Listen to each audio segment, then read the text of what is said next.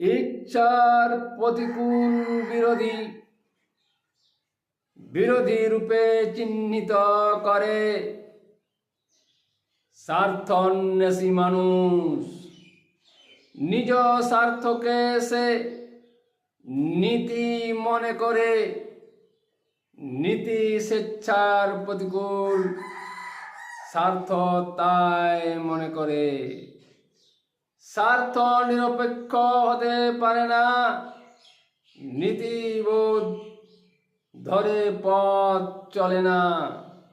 স্বার্থের ঊর্ধ্বসীমা নৈতিকতার ধার ধারে না।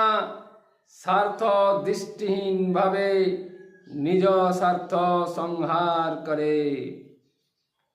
ইচ্ছার প্রতিকূল বিরোধী বিরোধী রূপ চিহ্নিত করে স্বার্থান্বেষী মানুষ।